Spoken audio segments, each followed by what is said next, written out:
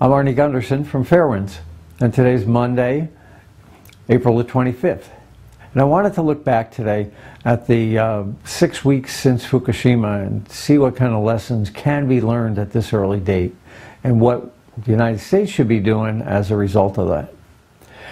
Well, the industry had a worst case assumption of 1% failed fuel on one reactor.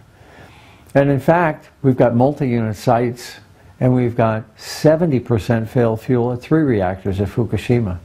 You know, clearly what we thought on March 10th was worst case is in fact not worst case at all. The Nuclear Regulatory Commission assumed a containment leak at 0.5% a day. At Fukushima we have 3 reactors, reactor containments leaking at enormously amounts more than that. One is water is literally pouring out of the side of it. Back before March 10th, the industry assumed that all these releases would get sucked out of the buildings and pulled up a stack and released very high into the air to minimize exposure. At Fukushima, the stacks didn't work. The worst case assumption that the Nuclear Regulatory Commission ever thought possible was that batteries could be used for 8 hours and then everything would be back to normal. And of course, at Fukushima, that didn't work either.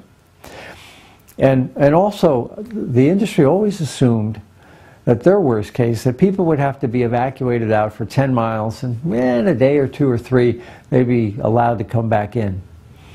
Well, the United States State Department has suggested that people move out if they're within 50 miles of the plant, and no one knows when they're coming back in. We simply haven't planned for the really worst case. If you look at Fukushima, we've got 3 reactors in one form of a meltdown or another, and we've got 4 spent fuel pools that have had fires, explosions, and leaks. Again, in one form of meltdown or another. That's 7 problems. If this were a road race, we'd have a 7-car accident. And if this were a road race, we'd put out a yellow flag and slow things down. And yet here in America, the Nuclear Regulatory Commission isn't putting out the yellow flag. It isn't slowing things down. As a matter of fact, it's continuing to license reactors to run for an extra 20 years or to have their power increased. Even though we have, in the background, Fukushima looming over us. I think it's time to put out the yellow flag and slow things down. Here's an example. I have argued with the Nuclear Regulatory Commission for 5 years. I've written expert report on expert report about containment leakage. I've given the Nuclear Regulatory Commission pictures of holes in the side of containment. Then they said, no, containments don't leak. I've given the Nuclear Regulatory Commission pictures of cracks in the side of containments. And they said, no, containments don't leak. There's 0% probability that a containment will leak. Well, at Fukushima, we've got 3 containments that are leaking. And yet the NRC continues to license new power plants based on the fact that we believe that the containments won't leak. I think in my professional career, there's been 5 major accidents. There's been and near misses. There's been 3 Mile Island. And the NRC blamed the operators for an operator error. There was Brown's Ferry. That was a fire that almost caused a meltdown. And it was caused by a maintenance guy looking for leaks with a candle. And the candle set the wires on fire. They blamed the maintenance practice.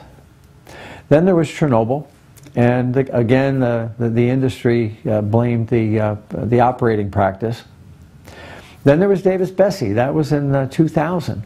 And there a hole the size of a grapefruit was allowed to eat its way through the side of a nuclear reactor. And the industry blamed one guy for signing one line on one procedure. And ultimately management paid millions of dollars in fines because it really was a management issue. And now there's Fukushima. And we've got a natural disaster. Again, totally unanticipated by the Nuclear Regulatory Commission. The Nuclear Regulatory Commission is really good at working inside the box that they've constructed. We haven't had an accident with anything that they've evaluated inside the box. But we've had many accidents caused by stuff outside the box. And what I'm suggesting is we pause, put out the yellow flag and say, you know, keep running But we're not going to license new reactors to run, or we're not going to license new old reactors to run for an extra 20 years until we figure out what's happening here at Fukushima. I think we have a couple things that we can do. We can petition the government to have a really independent agency take a look at the Fukushima problem and not have it staffed by Nuclear Regulatory Commission employees. They've missed every major accident until after the fact for the last 40 years. We need independent thinkers who can think outside the box and anticipate what's really the worst case. And the other thing I think we need is a freeze on licensing. Some reactors will probably, at the end of this process, realize that the Fukushima problems are so great that they should be shut down. It might be because of evacuation planning. It might be because of other reasons. But I think we're going to see that. But a pause in licensing right now, where reactors should continue to run, but not be relicensed in a situation like this until the Fukushima lessons learned are there, is appropriate. Not just the old reactors, but also we've got new reactors working their way through the licensing process with billions of dollars of loan guarantees.